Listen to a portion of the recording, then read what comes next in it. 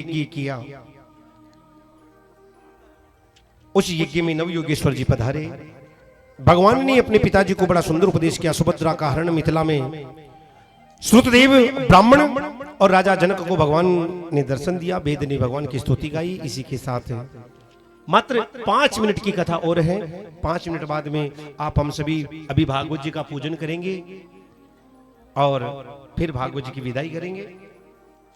इसी के साथ भृगु जी की त्रिदेवों की परीक्षा की कथा कही, भगवान के लीला विहार की कथा, यदुवंश को ब्राह्मणों का श्राप, भगवान कृष्ण के पुत्र सांब, भगवान के पुत्रों को मजाक सूझ गई। यज्ञ में ब्राह्मण आए हुए थे ना, संत आए हुए थे, भगवान के पुत्रों को मजाक सूझी और महाराज जाम्बवती के पुत्र सांब को कपड़े पहनाए, किसके?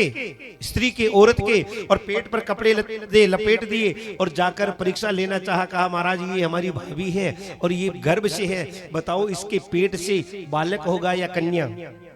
ब्राह्मणों ने कहा कि इसके गर्भ से मूसल होगा जो तुम्हारी यदुवंश का काल का कारण बनेगा। और कपड़े हटाकर देखा तो मूसल था। बलराम जी से कहा तो बलराम जी ने कहा कि इसको घिस दो। और महाराज समुद्र के किनारे पत्थर पर बैठकर जब उस मूसल को, लोहे की मूसल को घिस रहे थे, आपने देखा होगा कि लोहे को जब घिसते हैं तो कुछ कण बनते हैं। उससे एरका नाम की घास बन गई, छोटा सा टुकड़ा बच गया, फेंक दिया, एक मछली निकल गई। इसी के साथ नवयोगेश्वर संवाद, नवयोगेश्वरों ने भगवान की लीला अवतार भक्तिहीन पुरुष की वर्णन। और महाराज इसी के साथ देवताओं ने आकर भगवान से प्रार्थना की कि प्रभु अब आपका समय पूरा हुआ, स्वधाम को पधारो। इधर सभी यदुवंशी प्रवास क्षेत्र में आए हैं। उद्धव जी को पता चल गया कि अब प्रभु मुझे छोड़कर जाने वाले हैं और उद्धव जी भगवान के चरणों में जाकर प्रार्थना करते हैं और भगवान उन्हें बड़ा सुंदर भागवत धर्म का निरूपण करते हैं। 24 गुरुओं की कथा कहते हैं, लौकिक पारलौकिक भोगों की असारता, बुद्ध मुक्त भक्त जनों की कथा, हंस रूप में भगवान सनकादिकों को उपदेश की कथा, और इसी के साथ भगवान की जो अष्ट सिद्धियां हैं, अणिमा महिमा लगिमा प्राकम्या वशिता और दूरदर्शिता, भगवान की विभूतियों का वर्णन, वर्णाश्रम धर्म का निरूपण, इसी के साथ में भक्तिहीन पुरुष भक्ति ज्ञान और यम नियमादि का वर्णन, ज्ञान योग कर्म योग और भक्ति योग का निरूपण, उनके गुण और दोषों का निरूपण किया।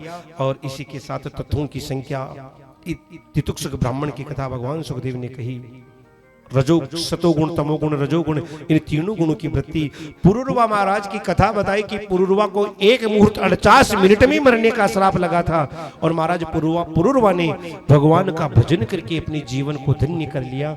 इसी के साथ परमार्थ का निरूपण भगवान सुखदेव ने राज ऋषि परीक्षित के सामने किया और भागवत धर्म का निरूपण करके उद्धव जी महाराज को बद्रिकाश्रम में भेज दिया।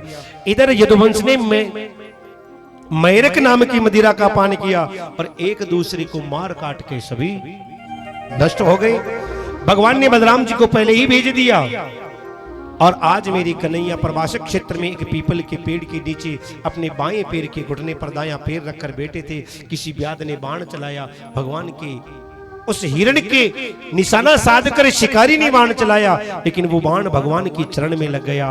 व्याध ने आकर क्षमा याचना की। भगवान ने कहा कि तेरे पूर्व जन्म का ऋण था, पहले तू बाली था और मैं राम था, मैंने तुझे छिप कर मारा, आज तूने वो ऋण उतार दिया। और इसी के साथ उसको अपने धाम को भेजा। कलयुग के राजाओं का वंश वर्णन भगवान सुखदेव ने किया। कलयुग में अनेक दोष हैं, ध्यान से सुनिएगा मेरे सज्जनों। कलयुग में अनेक दोष है, लेकिन एक बहुत बड़ा गुण है कि कलयुग में पाप करने से ही पाप का फल मिलता है, लेकिन कलयुग में पुण्य मन से सोच लो, जितने में ही पुण्य का फल मिल जाता है। आप कथा में आए नहीं, लेकिन घर में बैठे बैठे विचार किया कि आज तो कथा हुणवा जाऊं, 6 दिन निकल गया अपना, आज तो जाऊं, और ये बैठे बैठे विचार घर में कर रहे हैं, तो घर में बैठे बैठे ही आपको कथा सुनने का फल मिल जाता है। हारो न मिलवा दीदी के दी फिर डाबा की कई जरूरत या बात खा लेता, तुम्हें घरे बैठा बैठे ही होच लेता है। कलयुग में केवल भगवान का नाम लेने से कहते न कि कलेर दोष निधि राजन ये को नास्ति महान गुण कीर्तना कृष्ण कृष्णा कीर्तनादेव कृष्णस्य मुक्त संग परम व्रजेति। कलयुग केवल नाम आधारा, कलयुग केवल नाम आधारा।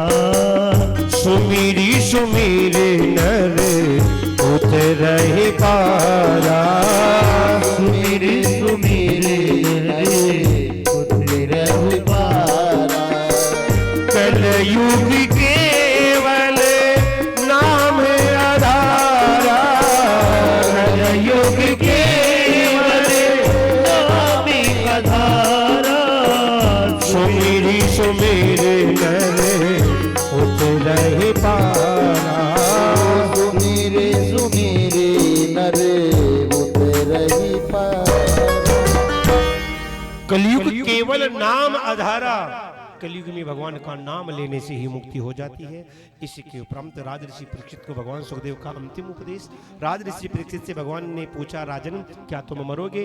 राजऋषि परीक्षित ने कह दिया, महाराज मैंने जन्म ही कब लिया जो मैं मरूंगा? जन्म शरीर ने लिया, शरीर 100 बार मरे, मैं तो नित्य शाश्वत चिन्ह में अजर और अमर आत्मा हूं।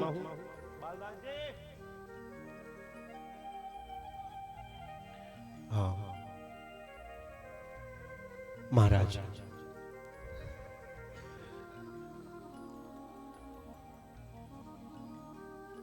इसी के उपरांत भगवान सुखदेव उठकर जाने लगे। राजऋषि परीक्षित ने उन्हें प्रणाम किया, संक्षिप्त में पूजन किया। मात्र 5 जने आ जाओ, भगवान सुखदेव का 1 मिनट में पूजन कर लो, कोई भी समय ना लगाए, फटाफट आ जाओ और भगवान सुखदेव का पूजन कर दो, क्योंकि भगवान सुखदेव ने ही ये 7 दिन कथा सुनाई है। आप में से इधर से भी कोई आ जाओ जल्दी से, आइए। 1 मिनट पूजन कर रही है सुखदेव जी का, क्योंकि ये कथा सुनाई किसने? सुखदेव जी ने। अब सुखदेव जी पधार रहे हैं तो सुखदेव जी का पूजन करते, आप हम सभी वंदन करते हैं।